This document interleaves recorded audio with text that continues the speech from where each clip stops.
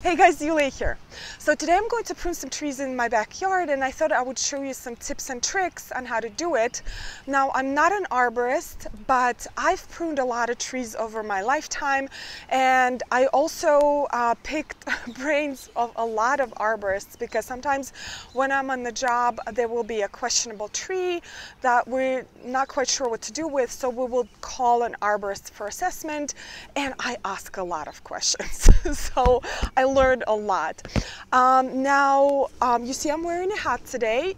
When I'm doing light pruning either of shrubs or smaller trees, I wear a hat and also sunglasses. And if you see me, like when I'm off camera, I always wear glasses or sunglasses because I actually can barely see. So these are prescription.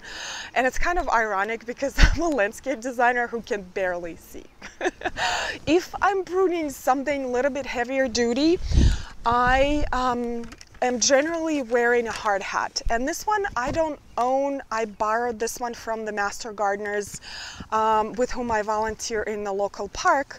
And we bought these, I think it was A.M. Leonard's. I will post a link down below if I remember where we got them, but I think it was A.M. Leonard's. I think it was about $25 for a hard hat. So let me go ahead and start pruning and we'll talk a little bit further. All right, so here's my first candidate right here. This is our street tree. This is a hedge maple, and it hasn't been pruned in years, and the township just hasn't showed up, so I'm just going to take this matter in my own hands. Now, when we're pruning trees, we're first of all pruning the 3 Ds: damaged, dead, and diseased. So as you can see, this branch right here is damaged. The bark is coming off. Also, it is poorly shapen. You see how that branch, the lower branch, is kind of out of proportion for the tree. And also when we have trucks driving by, they hit it all the time, and that's why it's damaged like this. So when you're looking at a tree or a branch, there's a plane. There is this bulging right here, and it's called a collar, where the branch comes out. So this is where you cut. This is actually a better example right here. You see how this is like almost a different texture, and then your branch is coming out. So you would cut it right here. I actually brought a little chalk here. So does that work? Yes. Oh, look at that. So you see where the yellow is? This is where you would cut, right there. So let's go ahead and get started. So I took some weight off the branch, all of these branches right here. That was very heavy. And if I were to leave them and start cutting the branch right there, it would just snap. There's just too much weight. You can take even a little bit more weight, but I think this is just right.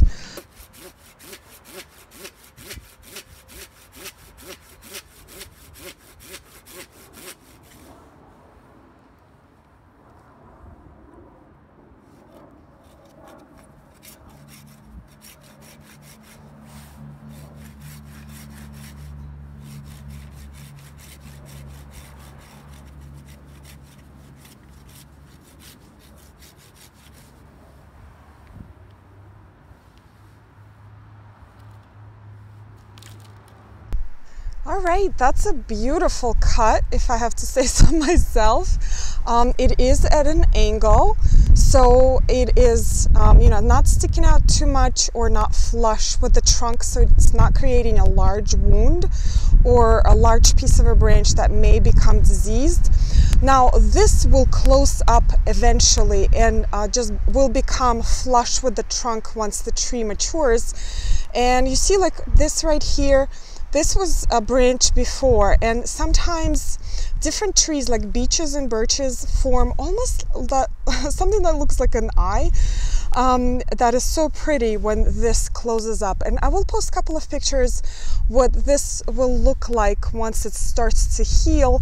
It will almost form some sort of like a donut tissue, or like a donut shaped scar tissue.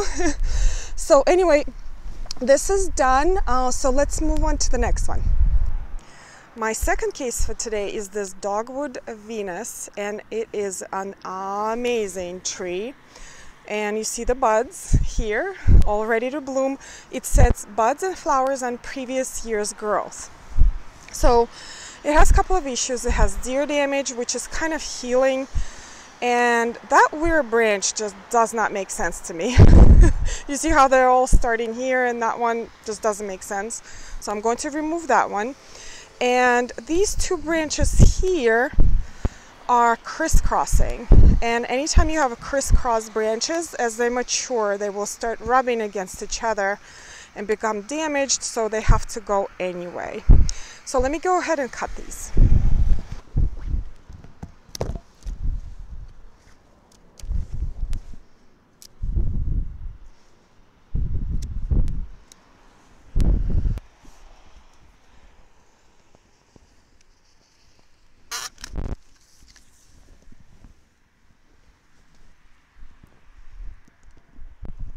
Hey guys, so this is actually the next day, because as I was pruning that dogwood, it started raining so hard, so I had to halt the whole operation. And of course today is lovely and sunny and also extremely cold, but I just layered up and I'm fine. So before I go ahead and start pruning my next tree, I just wanted to answer some of the questions that you may have. And one of the most common questions that people ask me is, when is the best time to prune your trees and shrubs? And generally the answer is in their dormancy. So anytime after they lose their leaves and before they leaf out is the best time to prune your trees. So I don't know if you guys remember the video where I was planting perennials in like ice weather. So that same week we actually pruned all of their trees on the same property. So the arborist came in and we pruned, like, I think it was 15 or 20 trees, because in December, so you can start as early as December in my zone, which is zone 6, and go ahead all the way until end of March, so a couple of weeks before your trees and shrubs start to leaf out. Now there is a question about the ornamental flowering trees. The majority of ornamental flowering trees set their buds and flowers on their previous growth. So when you're pruning your ornamental flowering tree, you're actually pruning off those buds and flowers, which I just did on that dogwood yesterday. But it is a small price to pay to shape up your tree really well, because like I regret not shaping up my Kwanzaa cherry over the years, because I was afraid and really didn't want to lose those beautiful blooms. And it is gorgeous in the spring, but within last couple of years I started to see that it is really misshapen. It's starting to become really overgrown. So I'm actually going to do some drastic pruning this spring. And as a result of me not pruning that tree, it actually developed some sort of a vector condition, disease, fungal thing. And I know for sure that was because it did not have enough air circulation through its canopy. So another thing, here are the reasons why it's so great to prune your trees during dormancy. The reason number one being is that they heal faster, so they're not photosynthesizing and they're not really active. The tree is still kind of doing something in its system, but it's not actively growing. So those wounds that I showed you yesterday heal much faster. Also because it's cold, there are no diseases or fungus or pests are present, so they probably would not enter those cuts that you're making. And the third reason is it's just easier to see the structure of the tree. So anyway, let me go ahead and move to the next tree. Let me show you the Bloodgood Japanese maple that I'm going to be pruning right now. So here's our lovely Japanese maple Bloodgood. Beautiful structure. And you see that dead branch over there? This is what happens when you don't prune your trees. They will start to self-prune. So that thing died, and then it's probably going to fall at some point during a storm or something, but we don't want anybody to get hurt. So I'm just going to cut it right there and do some preventative pruning.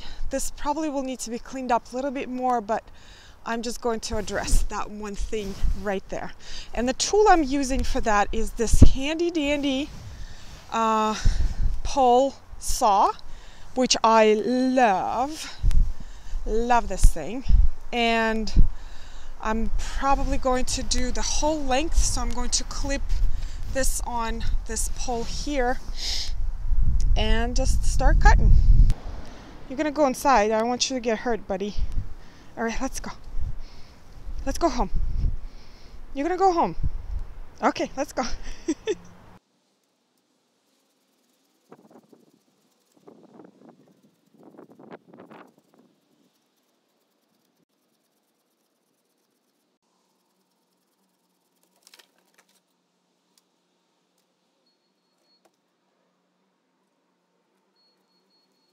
Oh, I'm so happy that thing is gone. And it took me about 10 minutes to cut it down. That was pretty big.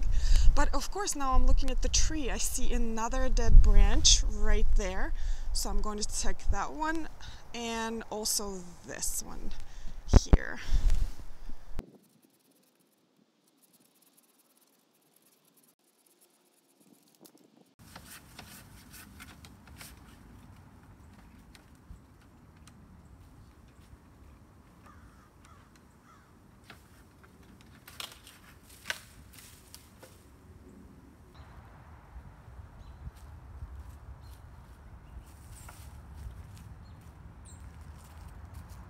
Alright guys, this is it for today, but before I go I just wanted to give you a couple of tips. If you're nervous pruning trees or shrubs, just start with the 3Ds first, the damaged, diseased, or dead. Those have to go anyway. And then when you get a little bit more courage, you can move on to other sort of branches. And if you're not comfortable pruning really large branches or anything like thicker than the thumb thick, that's okay. If that's all you can prune, that's perfect. But you know, I hope this video was helpful, and if you're new here, consider subscribing. I would love to stay in touch with you, and as for usual, let me know if you have any questions, and I'll see you next time.